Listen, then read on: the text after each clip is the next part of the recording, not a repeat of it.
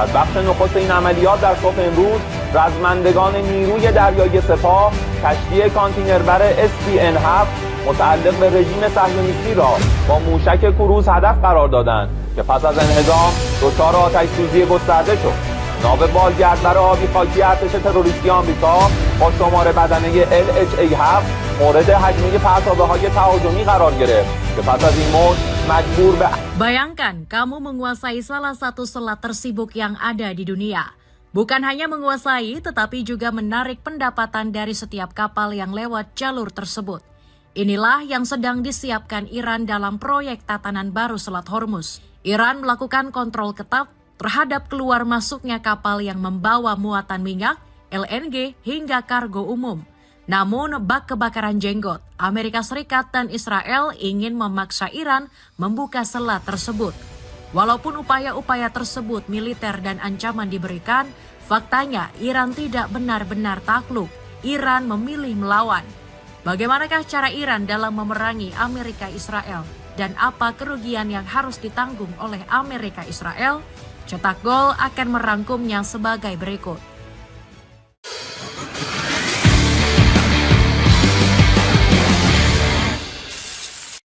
Manuver cerdas memerangi Amerika Israel dengan cara lain. Niat hati ingin melumpuhkan Iran. Amerika Israel justru terpukul dengan strategi Iran dalam peperangan tersebut. Operasi militer yang dilakukan Amerika sejak Februari 2026 nyatanya tidak bisa melumpuhkan Iran sepenuhnya.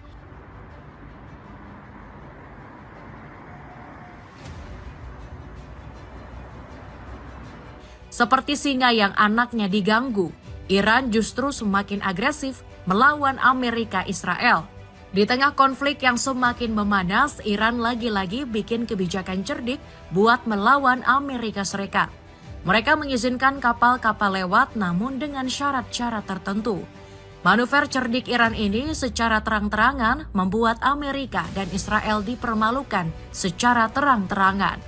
Mengutip dari kantor berita Rusia Sputnik, Menteri Luar Negeri Iran, Abbas Araghchi, telah memberikan izin kepada kapal-kapal dari China, Rusia, India, Pakistan, dan Irak. Selain negara-negara ini, kabar terbaru Spanyol dan Turki mendapatkan izin setelah negosiasi khusus.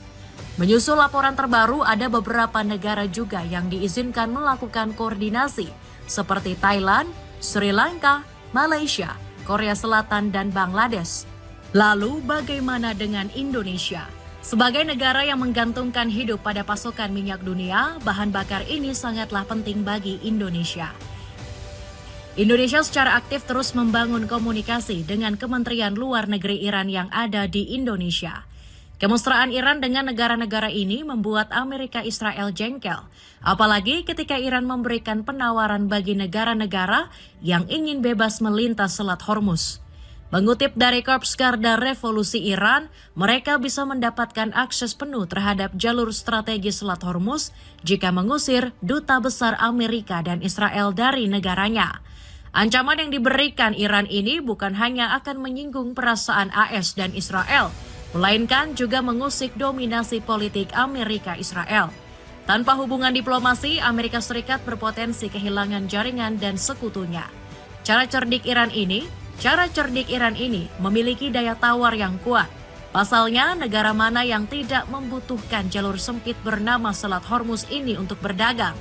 Apalagi bagi negara-negara Asia yang amat bergantung pada selat tersebut. Bagi mereka, daya tawar Iran jauh lebih menarik ketimbang hubungan diplomatik dengan Amerika Serikat. Iran juga memberikan syarat kepada Amerika jika ingin Iran membuka jalur tersebut. Melalui wakil bidang komunikasi di kantor Presiden Iran, mereka memberikan syarat bahwa Teheran dapat membuka selat tersebut dengan syarat penggantian ganti rugi perang. Strategi ini merupakan bagian dari program tatanan pengelolaan baru Selat Hormuz.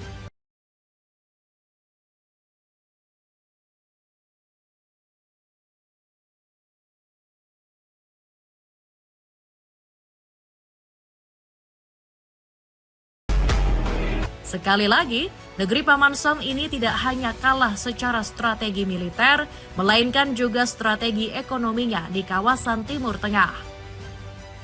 gagal membuka Selat Hormuz, meminta bantuan negara lain. Merasa dipermalukan, Amerika Serikat melontarkan ancaman dan operasi militer. Operasi militer yang dilakukan Amerika Serikat ke Iran tersebut diklaim bertujuan untuk kepentingan kawasan Timur Tengah. Dengan bangganya, Trump seringkali menonjolkan bahwa serangan tersebut demi kepentingan sekutu-sekutunya di kawasan tersebut. Namun, alih-alih mendapatkan simpati, sikap Trump ini sebenarnya mendapatkan banyak kecaman dan ejekan. Banyak negara-negara yang menilai Trump sedang melakukan kejahatan perang. Serangan terhadap warga sipil dan infrastruktur penting merupakan pelanggaran serius dalam kode etik perang. Ore, بدبخت مردم.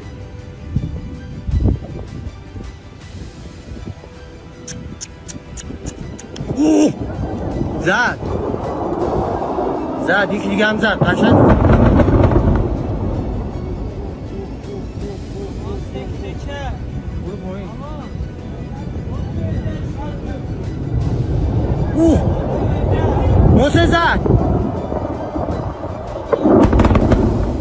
Karena sikap inilah, alih-alih mendapatkan bantuan negara lain, Trump juga semakin ditinggalkan.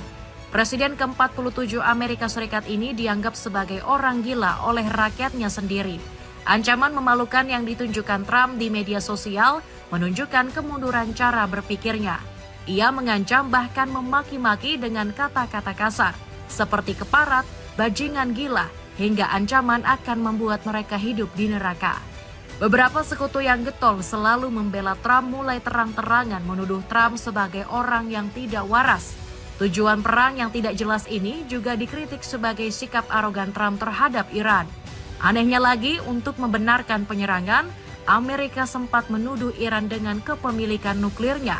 Padahal tuduhan ini seharusnya disematkan pada Israel yang jelas-jelas memiliki senjata nuklir. Namun nampaknya Amerika Serikat tidak ingin jika peperangan tanpa arah ini hanya mereka lakukan sendiri. Maka meminta bantuan negara lain adalah salah satu cara meningkatkan skala peperangan tersebut. Trump berharap negara-negara sekutunya mau membantunya dalam membebaskan Selat Hormuz dari penguasaan Iran. Gayung tak bersambut. Ajakan Iran ini malah tidak mendapatkan respon positif dari sekutunya. Mereka menarik diri dari ajakan gila Donald Trump dalam peperangan tersebut. Mereka menilai bahwa perang yang dilakukan dengan Iran bukanlah kepentingan nasional mereka. Penolakan mentah diberikan kepada Trump dan Amerika Serikat muncul, terutama dari negara-negara anggota NATO seperti Inggris, Prancis, hingga Jerman. Pada awalnya, ia berharap setelah kegagalan dalam membuka Selat Hormuz, ia berharap negara-negara sekutunya dapat membantunya dalam konflik melawan negerinya bangsa Arya tersebut. Lagi-lagi harapan tidak sesuai dengan kenyataan. Negara-negara NATO dan sekutu Amerika memilih diam, enggan terlibat secara langsung. Negara-negara NATO bahkan dengan tegas menjelaskan bahwa peperangan itu bukan peperangan mereka, melainkan keinginan egois Amerika dan Israel. Seolah dihianati, Trump lagi-lagi menunjukkan amarahnya. Ia mengancam tidak akan membantu negara-negara tersebut jika terlibat dalam masalah. Ia bahkan menuduh negara-negara yang tidak membantunya dalam merebut Selat Hormuz sebagai negara pengecut.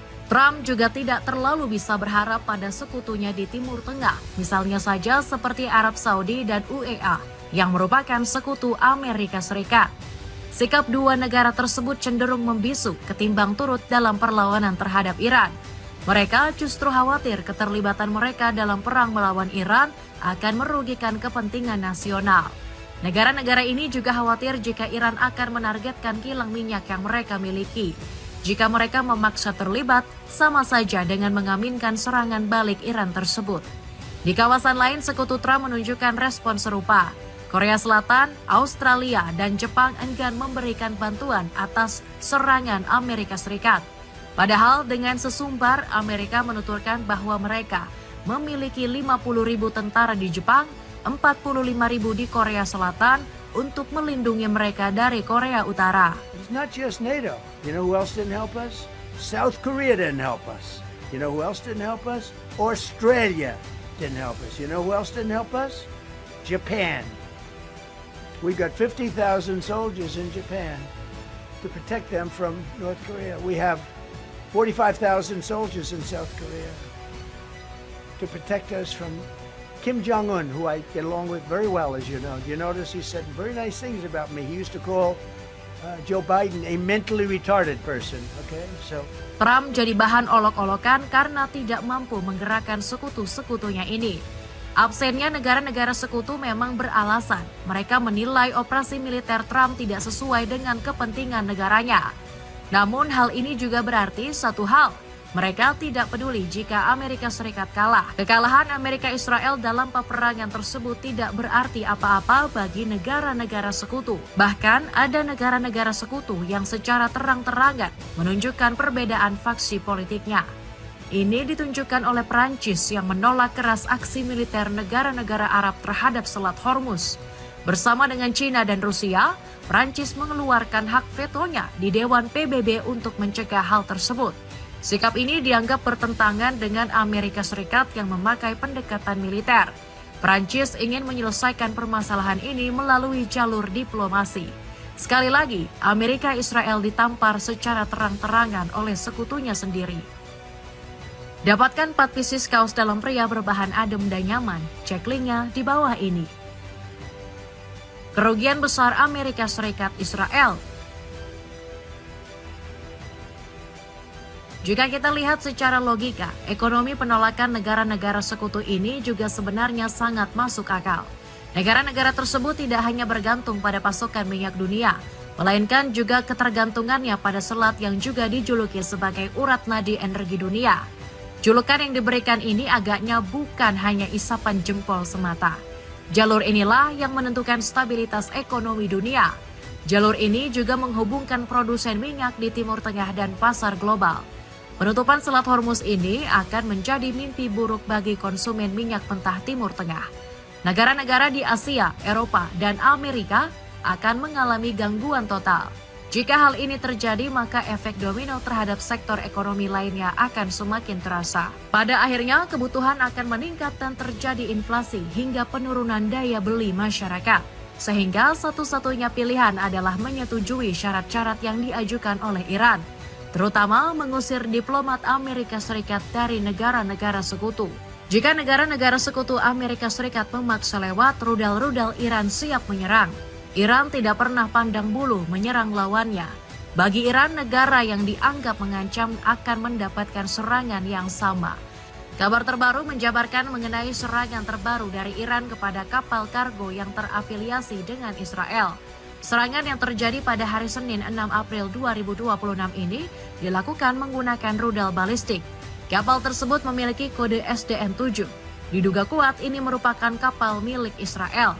Walaupun Israel sendiri belum mengonfirmasi kapal tersebut sebagai milik mereka. Serangan terhadap Amerika Israel ini menunjukkan keseriusan mereka untuk mengebom siapa saja yang terafiliasi dengan Amerika Israel. Lalu, apakah militer Amerika Serikat mampu membuka Selat Hormuz? Jawabannya justru akan mengejutkanmu. Beberapa anggota militer Amerika Serikat dilaporkan enggan terlibat dalam intervensi langsung terhadap Selat Hormuz. Pembukaan Selat Hormuz secara paksa akan memberikan resiko besar bagi mereka.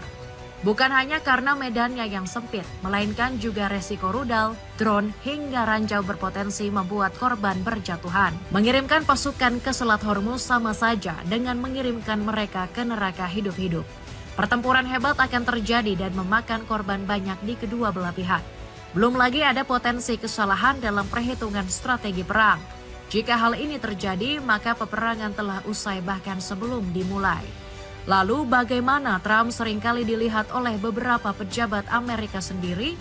Arogan, kasar, agresif, seperti itulah penggambaran Trump dengan kebijakannya. Trump dikritik sebagai pemimpin yang kurang memahami strategi, serta menggunakan retorika keagamaan yang terlalu berlebih. Maka patut jika ia dijuluki sebagai pemimpin yang gila. Bukan hanya karena sikapnya, tetapi kebijakan yang membuka Selat Hormuz adalah kebijakan gila. Apalagi Presiden Amerika Serikat yang diduga mengalami gejala NPD ini sempat ingin mengganti nama Selat Hormuz dengan nama Selat Trump. Banyak pihak yang justru meragukan kesehatan mental Donald Trump karena ancaman, kata-kata kasar, dan kebijakannya. Diduga mentalnya sedang tidak stabil akibat ambisi untuk menguasai selat tersebut. Bahkan salah satu sekutu Trump yang merupakan mantan perwakilan AS, Marjorie Taylor Greene, mengeluarkan kritik paling keras di akun X-nya. "Saya mengenal kalian semua dan dia sudah gila, dan kalian semua terlibat. Ini bukan membuat Amerika hebat kembali, ini adalah sebuah kejahatan."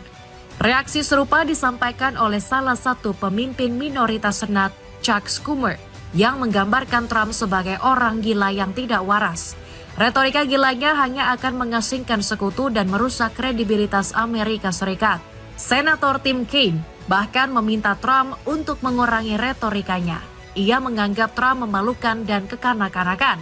Hal ini akan meningkatkan resiko bagi pasukan Amerika Serikat. Lagi-lagi sikap Amerika Serikat dengan Israel terhadap Iran ini menunjukkan kebodohan mereka secara terang-terangan. Alih-alih berhasil membuka Selat Hormuz, justru membuat mereka semakin jauh dari penguasaan salah satu selat tersibuk. Manuver Iran justru membuat pukulan telak bagi Amerika Serikat dan Israel. Iran memberikan penawaran yang membuat Amerika Serikat akan kehilangan hubungan diplomasinya dengan beberapa negara di dunia. Jika hal ini terjadi, maka citra Amerika Serikat dan Israel semakin kehilangan marwahnya. Bukan tidak mungkin jika Amerika Israel dapat dikucilkan dari pergaulan internasional. Sendal anti-slip yang sangat cocok digunakan pria ataupun wanita. Cek linknya untuk dapatkan potongan harga. Itulah ulasan singkat mengenai balasan pedih Iran bikin Amerika Israel alami kerugian. Lalu, apakah strategi yang akan dikeluarkan oleh Amerika Serikat terhadap konflik tersebut? Akankah Amerika Israel tetap menggunakan cara-cara militernya? Coba tulis pendapatmu di kolom komentar di bawah ini.